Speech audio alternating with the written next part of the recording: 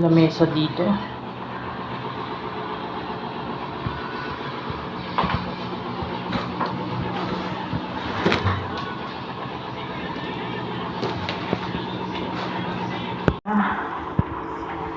Nakadikit na tong yan. Mayroong instruction.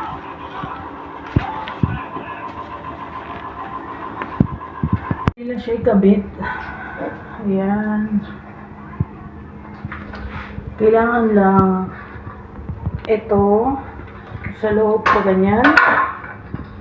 Tapos itong butas dito sa harapan. Kasing support niya, yan pa ganito. Tapos ikakabit mo sa kabila.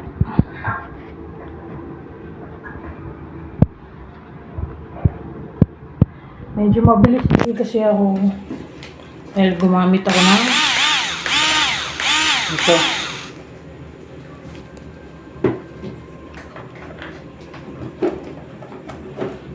Tapos yung may iksi, ayun yung sa paa.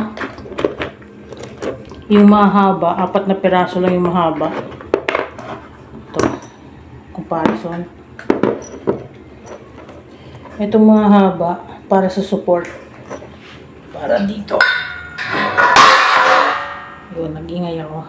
Para doon.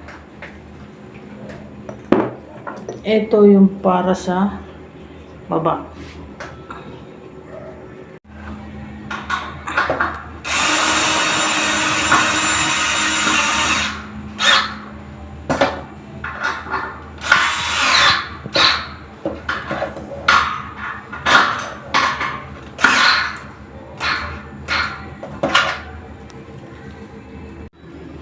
Tapos lagay nyo na yung mga paa. Tapos ingatan nyo yung dito sa paghigpit kung naka-power tools kayo kasi lulubog din. No? Lubog na. Kasi napakalambot. Nipis.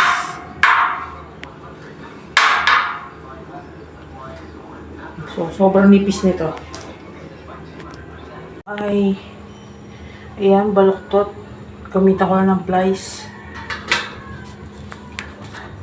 Ayan. Sobrang lambot niya.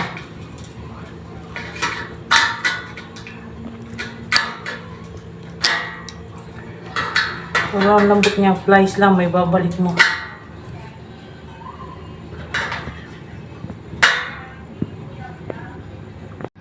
Ay, masyadong mataas yung socket ko. Para dito. Tapos, hindi siya pantay kasi yung paa. Ayan, nakita nyo? Yan. Yan. Hindi siya stable kasi wala siyang suporta dito. So, huwag kayong tutungtong dito. Ay, hindi siya perfecto. 120 lang yung size nito.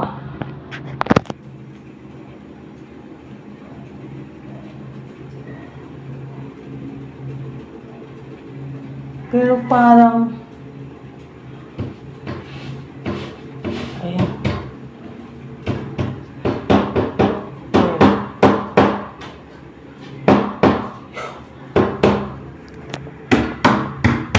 So, sa mga mahilig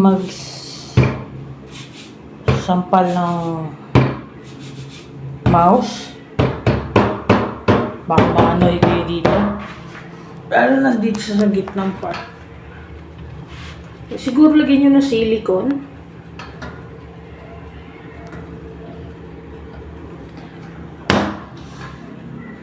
Para walang wawol. Kasi yung mga gamers na lalo na dito pangit dito.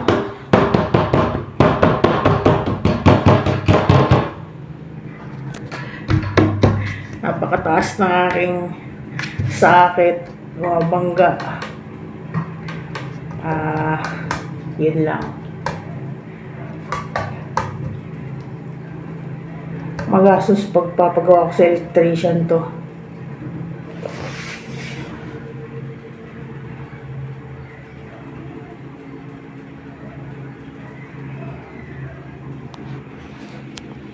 So, ang advice ko, yung kunin yung ang support dito, papunta doon.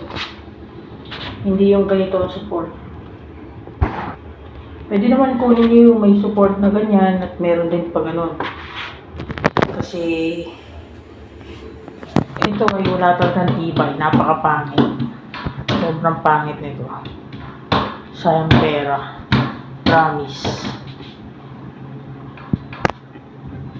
Tapos may damage na siya dito. Makita nyo naman sa delivery siguro.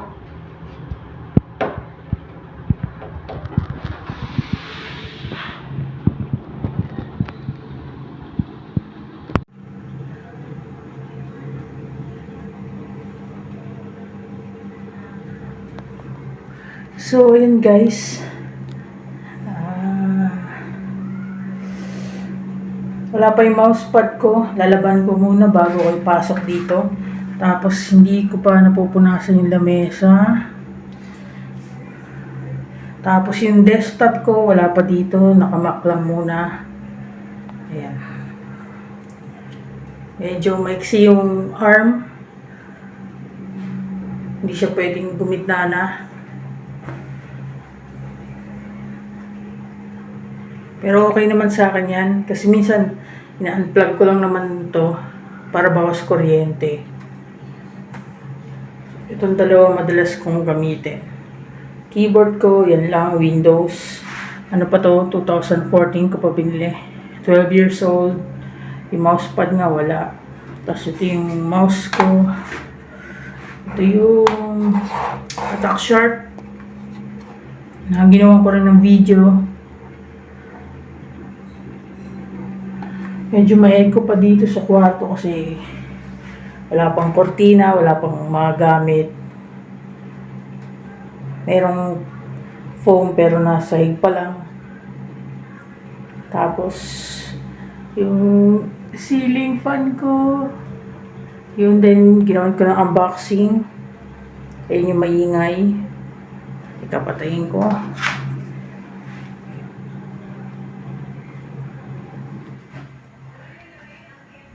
So, ayun.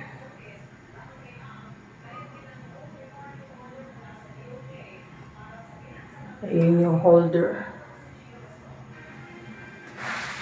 Ito sa holder to eh.